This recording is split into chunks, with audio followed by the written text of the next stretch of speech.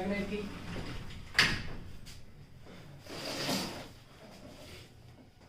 Effect of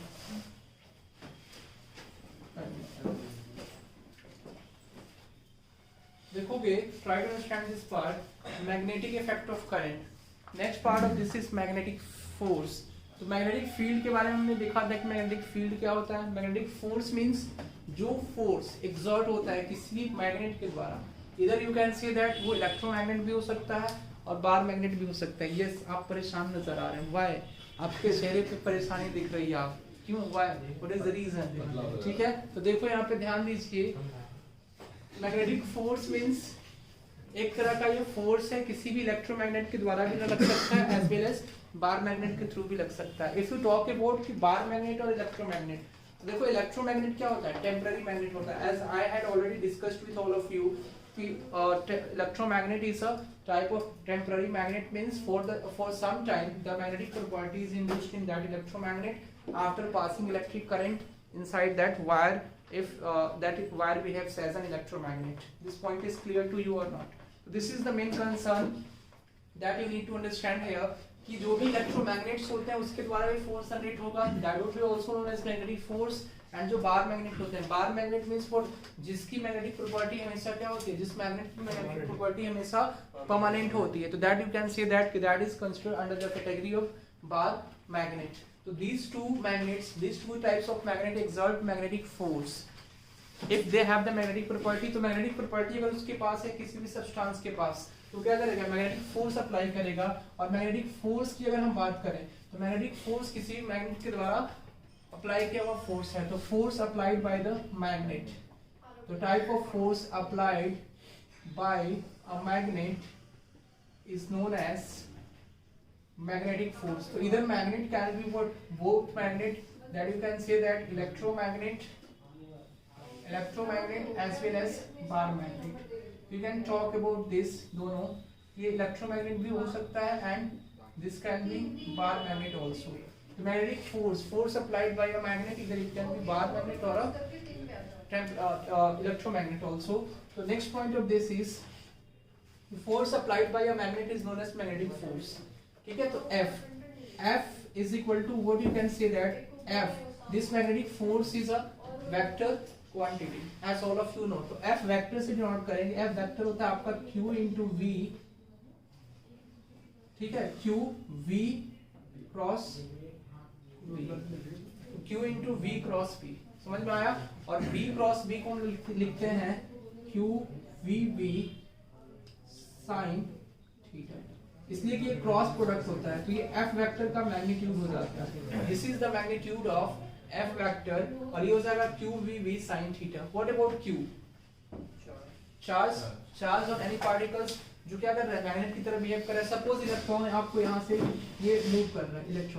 electron के ऊपर क्या होगा? चार्ज होगा. That you can say that किसके ऊपर क्या होगा? चार्ज होगा जी. चार्ज हुआ कैसा? Negative charge. कैसा होगा? नेगेटिव चार्ज कितना होगा? 1.6 × 10⁻19 coulomb. That you can say. What about the next part of this? V is what? Velocity.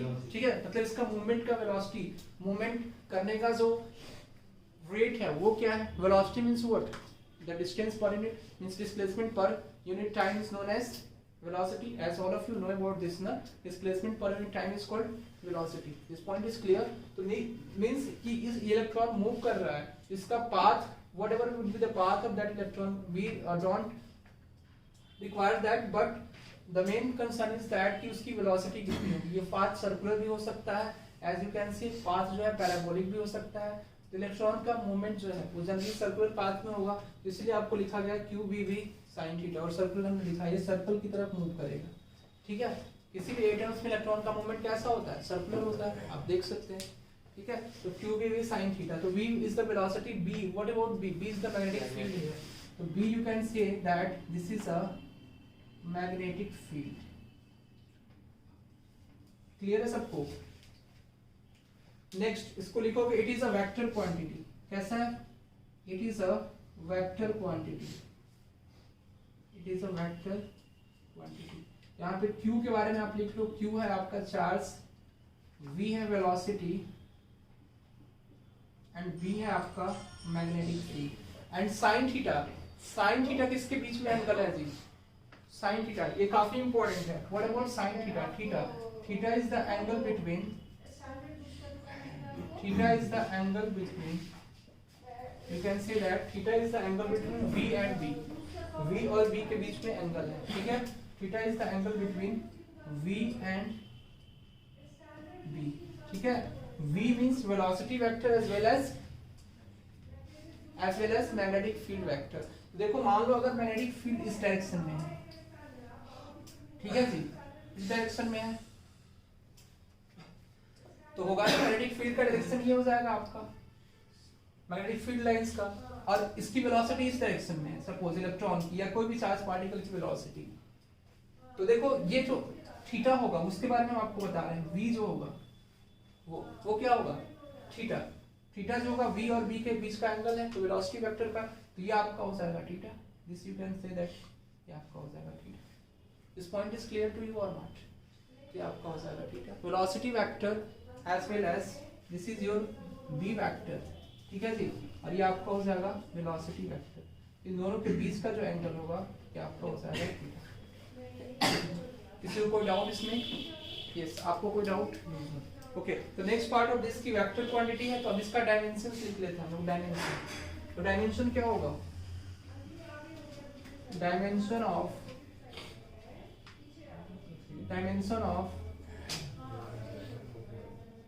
Magnetic force.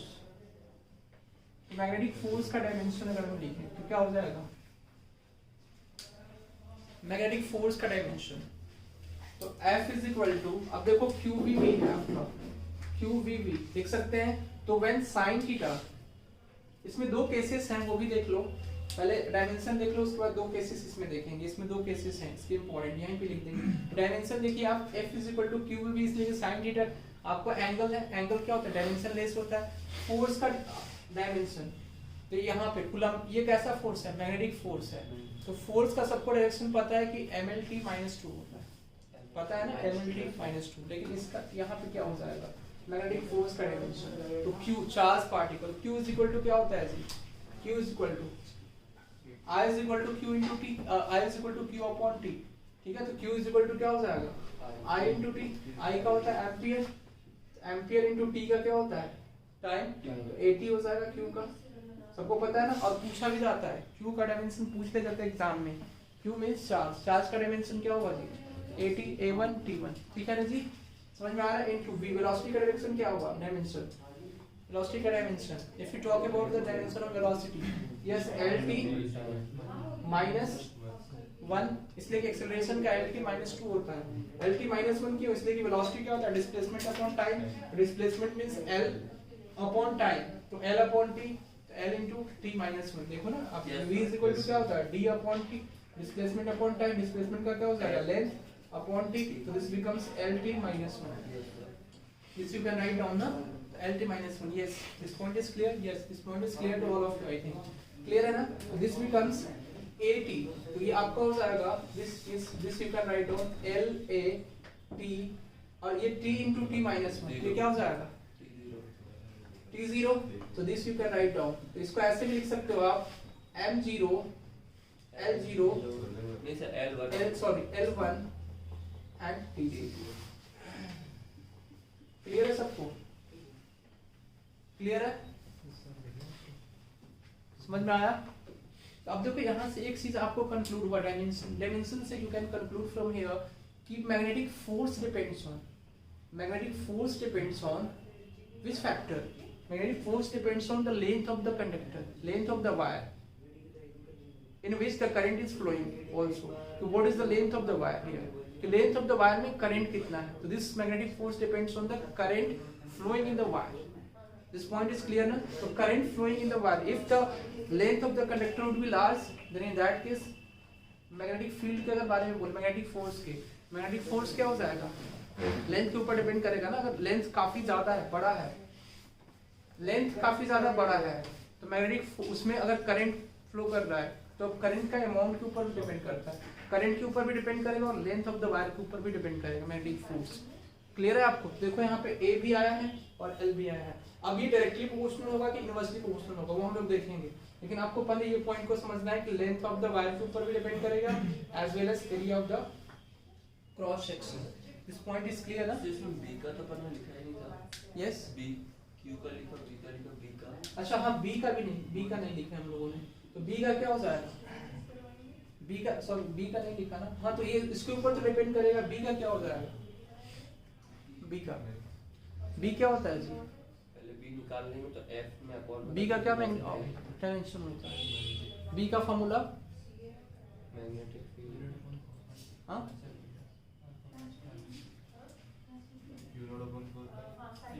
Mu naught upon 4 pi into, तो बी क्या होता है? Magnetic field, you can say that ना कि magnetic field है, magnetic field है, this is your magnetic field, तो that you have to find out magnetic field का क्या हो जाएगा। तो बी इज इक्वल टू, आपको बताया थे हम, आप यहाँ से भी देख सकते हो, mu naught into I upon 4 pi D into sin θ1 plus sin θ2, ठीक है जी। तो sin θ1 प्लस sin θ2, तो देखो यहाँ से I होगा और किसका डायमेंशन होगा? D का, तो this you can say that this becomes sin θ1, you can write down sin θ1 plus sin θ2, this point is clear ना? तो sin θ1 plus sin θ2, next part of this is कि I upon D, I upon D, I means what? I का आपका dimension क्या हो जाएगा? A और A और L minus 1, this you can write down A L minus 1, clear है ना सबको? तो यहाँ से क्या हो जाएगा? A L minus 1, this you can write down।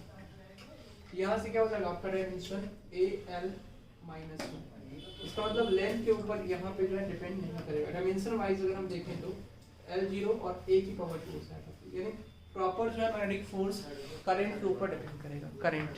तो F इज इक्वल टू हो जाएगा आपका m0 L0 A square as well as T0, तो F is equal to m0 L0 A square and T0, this is the dimension of magnetic force।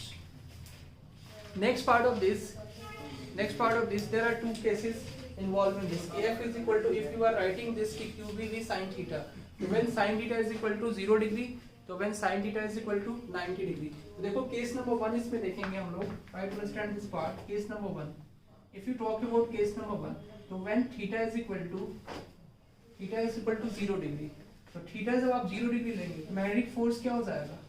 0, इसलिए कि sin theta आपका क्या हो जाएगा? 0, तो मैग्नेटिक फोर्स आपका हो जाएगा 0। क्लियर है सबको? कैसे होगा 0? इसलिए कि F is equal to QVV sin theta होता है, F is equal to QVV sin theta होता है। क्लियर है? तो थीटा अगर आपका 0 हो जाएगा तो ये पूरा फोर्स क्या हो जाएगा? QVV इनटू 0, दिस बिकम्स 0, तो पूरा फोर्स आपका 0 हो जाएगा। तो थीटा अगर आपका 0 होगा तो QV भी sin थीटा आपका 0 हो जाएगा।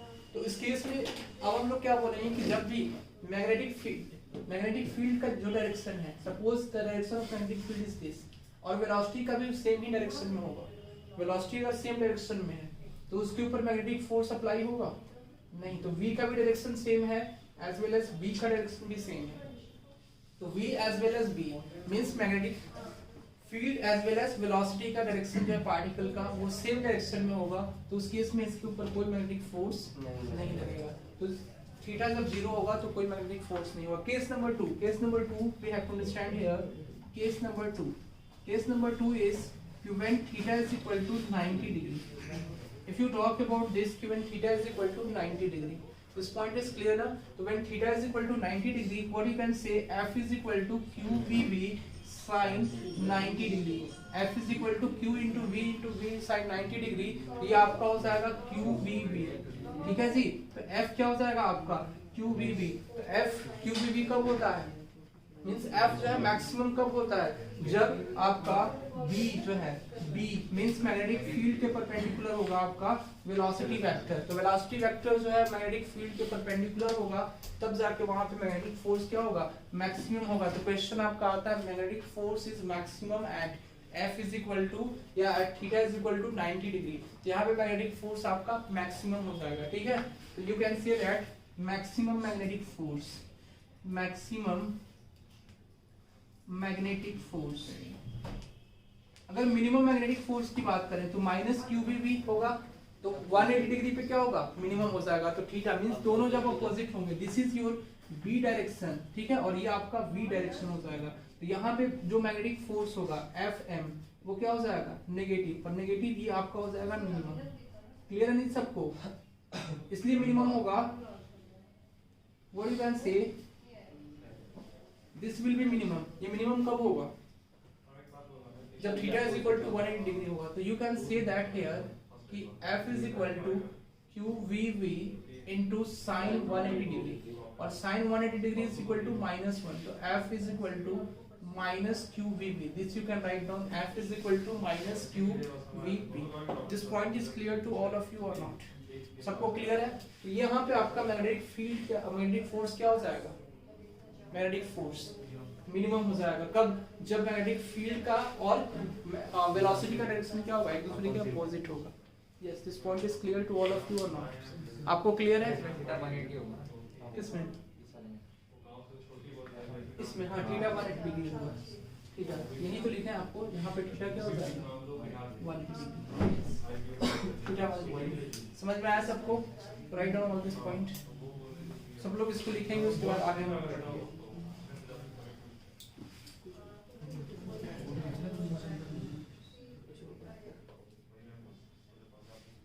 किसी को कोई डाउट होगा तो पूछ लेना इसमें, किसी को कोई doubt? Next point of this is magnetic effect of current में हम लोग देखेंगे मैग्नेटिक फोर्स किसके ऊपर डिपेंड करेगा, how it depends on the direction of current as well as direction of magnetic field, magnetic force. ठीक है, मैग्नेटिक फोर्स जो होता है वो किसके ऊपर डिपेंड करेगा और किस तरह से डिपेंड करेगा। तो magnetic force depends on magnetic force depends on, तो first of a point is magnetic force जो है वो डिपेंड करेगा किसके ऊपर, करंट के ऊपर। दिस पॉइंट इज क्लियर ना? तो current I, you know, if the direction of current is being reversed, अगर हम डायरेक्शन ऑफ करंट को रिवर्स करते हैं, in that case what would be the direction of magnetic force, magnetic force का direction भी क्या होगा आपका, रिवर्स हो जाएगा। यू कैन से दैट कि मैग्नेटिक फोर्स आपका आई, करंट का डायरेक्शन जो है वो रिवर्स करते हैं, करंट का डायरेक्शन रिवर्स करेंगे तो मैग्नेटिक फोर्स का डायरेक्शन क्या हो जाएगा आपका, रिवर्स हो जाएगा। क्लियर है सबको? तो करंट का डायरेक्शन आपका रिवर्स हो जाएगा, तो मैग्नेटिक फोर्स का भी डायरेक्शन आपका रिवर्स हो जाएगा। क्लियर है? सेम डायरेक्शन में होगा तो करंट भी सेम डायरेक्शन में फ्लो करेगा। क्लियर है सबको? Second number point is magnetic field के ऊपर भी डिपेंड करेगा, मैग्नेटिक फील्ड के ऊपर भी डिपेंड करेगा। तो उसमें आपको डायमेंशनली बताया थे हम आपको, एक के ऊपर डिपेंड करेगा, मैग्नेटिक फील्ड के ऊपर भी ऐसे ही डिपेंड करेगा। ठीक है ना? अगर बाई फॉर्मूला आप देखेंगे तो F इज इक्वल टू क्या होता है, QVB। तो F जो है डायरेक्टली प्रोपोर्शनल है किसके, Q के, F है डायरेक्टली प्रोपोर्शनल V के, एंड F है डायरेक्टली प्रोपोर्शनल B के। तो मैग्नेटिक फील्ड के ऊपर भी डिपेंड करेगा। कैसे डिपेंड करेगा मैग्नेटिक फील्ड के ऊपर, वो हम लोग देखते हैं। मैग्नेटिक फील्ड के ऊपर भी similarly you can say that कि मैग्नेटिक फोर्स जो होगा वो डायरेक्टली प्रोपोर्शनल होगा। Magnetic force is Fm is directly proportional to B।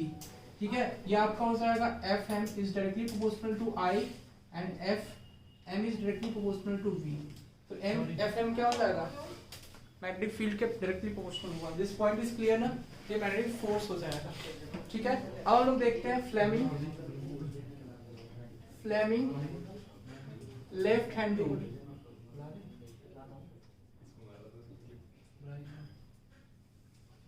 तो Fleming left hand rule, try to understand here. Fleming left hand rule, तो ये आप देखोगे, this is your Fleming left hand rule.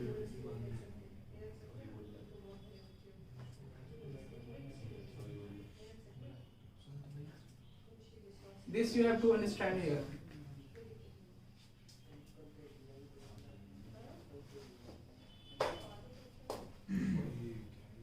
This is the hand here, और hand का आपका ये thumb हो जाएगा। ठीक है, क्लियर है सबको? तो यस, तो ये आपका हो जाएगा। तो दिस अब इस ये जो है आपका क्या है, ये आपका, इसको बोलते हैं हम लोग थंब। ठीक है, this is your thumb and this is your four finger. Clear है जी सबको? एंड दिस इज योर, इसको क्या बोलते हैं? इंडेक्स फिंगर, मिडिल फिंगर या मिडिल फिंगर। क्लियर है सबको? इसको क्या बोलते हैं? इस वाले फिंगर को what can you say about that? This is ring finger and this is, ठीक है, ठीक है। हाँ, तो सबसे स्मॉलेस्ट फिंगर ये हो जाता है आपका। समझ में आया ना? तो आपको इसमें तीन चीजों का काम है आपके हैंड के। लेफ्ट हैंड रूल जो फ्लेमिंग का था, उन्होंने बताया था थंब, फोर फिंगर और मिडिल फिंगर के बारे में। तो थंब जो है वो किस चीज का डायरेक्शन देता है? तो थंब जो है वो मोशन को शो करता है। Motion means motion, something is related motion. समझ में आया? फोर फिंगर जो है, फोर फिंगर किसको शो करता है? फोर फिंगर जो है मैग्नेटिक फील्ड को शो करता है। फोर्स जो है, फोर फिंगर जो है वो मैग्नेटिक फील्ड को शो करता है। दिस पॉइंट इज क्लियर ना? थंब किसको शो करता है? आपका मोशन को। And similarly you can say that कि फोर फिंगर जो है वो मैग्नेटिक फील्ड को शो करता है। समझ में आया? What about middle finger? Current. Middle finger किसको शो करेगा? करंट के डायरेक्शन को। क्लियर है ना सबको? ये आपका करंट का डायरेक्शन हो जाएगा। समझ में आया जी सबको? तो मोशन मींस क्या? थंब मोशन को शो करता है, मींस मैग्नेटिक फोर्स को शो करता है। This you can say that magnetic force को। फादर मदर और चाइल्ड, मदर फादर चाइल्ड, ठीक है? समझ में आया? तो F को आप ऐसे इसको याद रखते हैं, समझ लीजिए। इसको याद रखने का नियम जो है वो आपका है F, M और C। F for father, M for mother and C for child. ऐसे याद रखते हैं सब लोग। मैग्नेटिक आप इसको जो है इमिट कर देते हैं। This you can say that कि फोर्स का आपका हो जाएगा first part is F for father, M for mother and C for child. Father mother and child, ठीक है? तो ये आपका हो जाएगा फादर और ये मदर और ये चाइल्ड। ये हैंड, मतलब हैंड के फिंगर्स हैं। आपका जो थंब हो जाएगा वो किसको शो करेगा? फोर्स को। फिर उसके बाद सिमिलरली फोर फिंगर शो करेगा मैग्नेटिक फील्ड को, और मिडिल फिंगर आपको शो करेगा करंट डायरेक्शन को। तो बताओ आप यहाँ पे कि करंट जो है, करंट इस वायर में इस तरह से फ्लो कर रहा है। काफी ज्यादा इंपॉर्टेंट है, एग्जाम में पूछा जाता है। ए बी आपका क्या है? ए बी जो है वो वायर है, और वायर में करंट जो है वो आपको from bottom to top, from bottom to top flow कर रहा है। You can see that from bottom to top जो है वो करंट फ्लो कर रहा है। तो एट दिस पॉइंट, इस पॉइंट पे जो है मैग्नेटिक फील्ड जो है वो क्या है? इनवर्ड है। मैग्नेटिक फील्ड का डायरेक्शन आपको इनवर्ड दिया गया है। तो इस यहाँ पे मैग्नेटिक फोर्स का डायरेक्शन क्या होगा? अब मेक श्योर दैट कि all the three fingers would be perpendicular to each other, ठीक है? तो उस केस में ये क्या होते हैं? तीनों फिंगर्स। तो जैसे देखो आप, ये फोर फिंगर, ये आपका मैग्नेटिक फील्ड हो गया। समझ में आया जी? मैग्नेटिक फील्ड आपका ये B हो जाएगा। समझिए इस पार्ट को। तो B and this is your current, ठीक है? तो ये आपका 90 डिग्री होता है। इसमें क्या होता है? 90 डिग्री। और ये हो जाएगा, this you can say that magnetic force, magnetic force. तो ये भी आपका कितना होता है? 90 डिग्री। ऐसे बना लो आप। This you can say that this is the direction of magnetic force. ये आपका हो जाएगा 90 degree. So this is magnetic force. This is magnetic force. So this you can say that this is magnetic force, this is magnetic field, and this is current I. Current I and this is magnetic force F. Clear है सबको जी? Sir induce current के लिए right hand rule होता है, left hand rule? Induced current के लिए तो current जब इंड्यूस्ड होगा तो उसको राइट हैंड कर सकते हो आप। डिपेंड करता है ना किस तरह का है, ठीक है? मैग्नेटिक फोर्स अब निकालना होगा ना तब करेंगे। वो तो आपको मैग्नेटिक फील्ड का बताए थे ना, राइट हैंड रूल जो फाइंड आउट किए थे, मैग्नेटिक फील्ड को बताए थे। Fleming left right hand rule जो था ना वो मैग्नेटिक फील्ड को बताने के लिए था, फोर्स के लिए बताने के लिए हम आपको। सर एक राइट हैंड फ्लेमिंग रूल भी होता है। हाँ, राइट हैंड फ्लेमिंग रूल भी होता है, ठीक है? तो इंड्यूस्ड करंट को आप फाइंड आउट कर सकते हो फ्लेमिंग राइट हैंड रूल, ठीक है? एक मैक्सवेल कॉर्क स्क्रू रूल भी होता है, ठीक है? स्क्रूज ऐसे मूव करता है ना, वो भी हम आपको बताएंगे। मैक्सवेल का जो कॉर्क स्क्रू रूल है वो भी काफी इंपॉर्टेंट है, ठीक है? तो अभी फ्लेमिंग लेफ्ट हैंड रूल सबको समझ में आया? तो ये पॉइंट बताओ ना, फोर्स कहाँ होगा? Force left side. तो देखो आप देखो यहाँ पे करंट जो है, करंट कैसे फ्लो हो रहा है? करंट from top to मतलब from bottom to top current is flowing here, from bottom to top the current is flowing here, and the direction of magnetic field is inside the plane of the paper. तो magnetic field का जो direction है वो क्या inside the plane of the paper है, and wire is flowing from bottom to top in the wire. This point is clear ना? This point is clear to all of you or not? Clear है सबको? तो अब देखो यहाँ पे magnetic force, देखो यहाँ पे आपका आई जो है इधर है, तो आई के डायरेक्शन में आपको क्या रखना है, अपने मिडिल फिंगर को रखना है, ठीक है जी, मिडिल फिंगर। तो मिडिल फिंगर कौन सा हो जाएगा, ये वाला, ठीक है, ये वाला आई हो गया। अब देखो ये आई जो है, आई के मींस करंट के डायरेक्शन में आपका क्या होगा, मिडिल फिंगर हो जाएगा, फोर फिंगर होगा मैग्नेटिक फील्ड के। तो मैग्नेटिक फील्ड कहाँ है, मैग्नेटिक फील्ड इनसाइड है, और ये आपका हो जाएगा करंट, तो ये इनसाइड हो जाएगा, ठीक है, मैग्नेटिक फील्ड इनसाइड, और ये आपका हो जाएगा करंट। क्लियर है सबको जी, करंट समझ में आ रहा है? तो फोर्स कहाँ लगेगा, फोर्स कहाँ लगेगा, सब देखो सब एक दूसरे के क्या है, परपेंडिकुलर है ना। देखो ये एंगल, ये जो है ये एंगल कितना हो जाएगा इसमें, 90 डिग्री परपेंडिकुलर है, ये भी परपेंडिकुलर है, तो इसका फोर्स जो होगा, तो magnetic force at this point would be, ये पॉइंट आपका हो जाएगा यहाँ पे इस तरह से होगा, this is your F. Clear है सबको? This point is clear to all of you now. Yes, yes. Next part. This is case number 1. This is case number 1. Next number is case number 2. Next part of this is case number 2. Case number 2, we have to understand here कि when a current is flowing from top to bottom, this point is clear ना? तो from top to bottom. Everything is present in this. आपको इसी से question आते हैं जो हम आपको बता रहे हैं concept. This is very conceptual part that you need to learn here, ठीक है, काफी ज्यादा कॉन्सेप्चुअल पार्ट है ये। देखो फ्रॉम टॉप टू बॉटम जब करंट फ्लो होगा फ्रॉम टॉप टू बॉटम, तो इस पॉइंट पे at point D which is located at a distance of D from this wire, तो दिस इज पॉइंट P.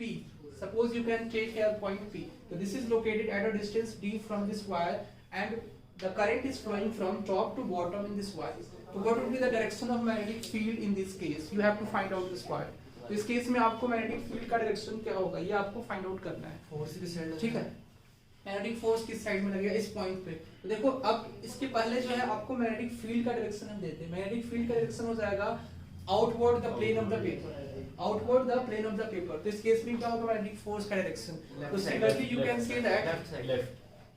समझ सकते हैं ना आप लोग? देखो मैग्नेटिक फील्ड जो है वो फोर फिंगर रिप्रेजेंट करेगा, तो ये आपका हो जाएगा मैग्नेटिक फील्ड। करंट कैसे है, करंट जो है वो नीचे की तरफ है, from top to bottom current is flowing, तो ये आपका करंट हो गया, और ये आपका क्या हो जाएगा, इस तरह से होगा ना।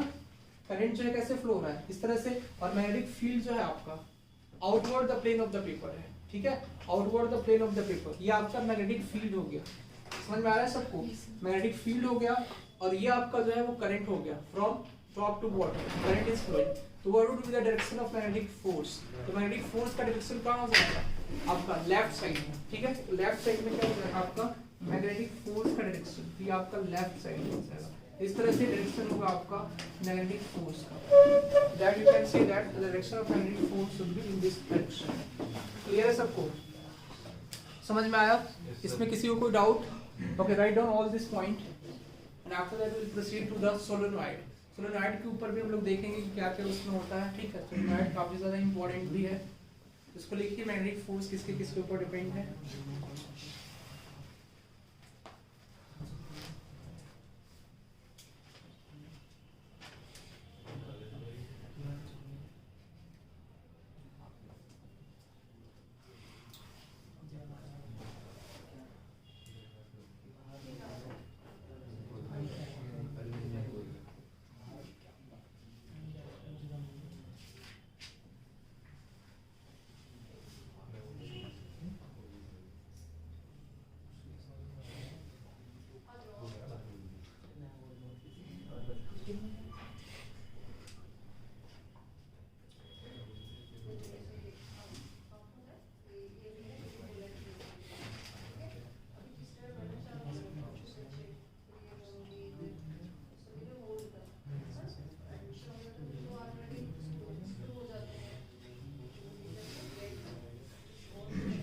हो गया मैग्नेटिक फील्ड इन या concept of magnetism, concept of magnetism in concept of magnetism in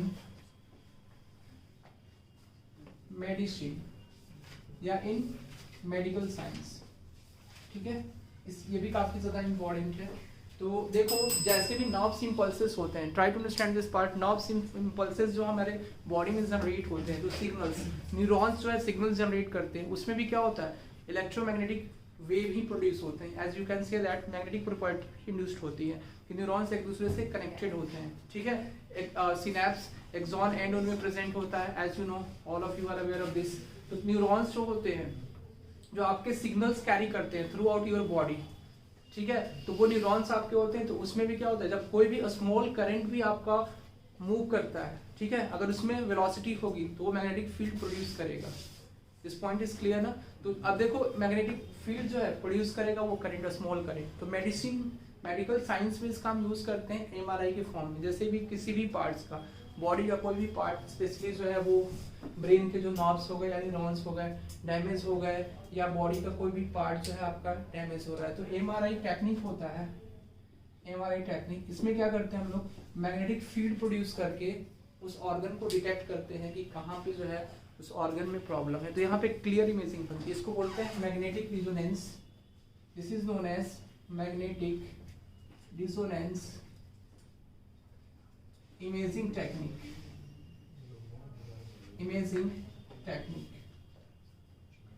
तो एक इमेज क्रिएट करता है। तो इमेज कैसे क्रिएट करता है समझते हैं ये, ठीक है। तो जो एमआरआई मशीन होती है, ठीक है, वो क्या करती है, मैग्नेटिक फील्ड जो है वो इंड्यूस करती है, ठीक है।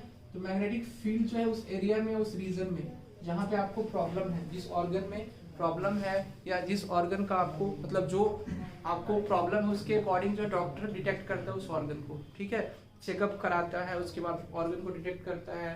तो वहाँ पे जो है उस ऑर्गन स्पेशली जिस ऑर्गन में प्रॉब्लम्स है उसकी एमआरआई की जाती है। तो स्पेशली हम एमआरआई ब्रेन की करते हैं, इसलिए कि ये ज़्यादातर एमआरआई जो है जो मैग्नेटिक रिसोर्स इमेजिंग होती है वो ब्रेन से ही रिलेटेड होती है। ब्रेन में जो सिग्नल्स क्रिएट होते हैं, जनरेट होते हैं न्यूरॉन्स के थ्रू। आपको पता है ना कि ब्रेन्स में, हमारे ब्रेन में जो है वो मिलियंस ऑफ न्यूरॉन है, अनगिनत है। ब्रेन की कैपेसिटी क्या है, इन्फिनिट है। ब्रेन की कैपेसिटी ऐसा नहीं लिमिटेड है। तो हर एक दिन जो है प्रतिदिन काफ़ी ज़्यादा न्यूरॉन्स बनते हैं, प्रोड्यूस होते हैं हमारे ब्रेन्स में, जनरेट होते हैं। एक तरह से न्यूरॉन क्या है, नर्व सेल्स ही होते हैं, सेल्स। तो वो हमारे बॉडी में जो है हर एक दिन जो है बनते हैं, ठीक है, और हर एक दिन डिस्ट्रॉय होते हैं। जिनकी लाइफ स्पैन पूरी हो गई वो डिस्ट्रॉय हो जाते हैं, फिर से नया न्यूरॉन्स क्या होता है, डेवलप होता है। समझ में आ रहा है ये पार्ट। तो इसीलिए भूलने का सबसे बड़ा रीज़न जो है ये भी होता है, ठीक है, सेल्स के ऊपर वो पूरा टेक्निक डिपेंडेंट होता है। तो इसलिए तो MRI is what, magnetic resource imaging technique. तो ये आपका हो जाएगा मैग्नेटिक फील्ड। समझ में आया सबको। मैग्नेटिक फील्ड जो है इंड्यूस करा के और वहाँ पे हम ऑर्गन को देखते हैं और एमआरआई में हम लोग यूज़ करते हैं कि उस ऑर्गन में क्या डिफेक्ट है, क्या प्रॉब्लम्स हैं, ठीक है। ये मेडिसिन में इसको यूज़ करते हैं। Next part of this is solenoid. अच्छा, ये नेक्स्ट क्लास में हम लोग डिस्कस करेंगे, ठीक है, इसलिए टाइम आपका हो गया। तो discuss the next part of this next class. Solenoid पढ़ना है, उसके बाद आपका जो magnetic north pole, magnetic south pole, ये सब का कॉन्सेप्ट जो है लास्ट, उसके बाद हम लोगों का चैप्टर ये फिनिश हो जाएगा। क्लियर है ना सबको?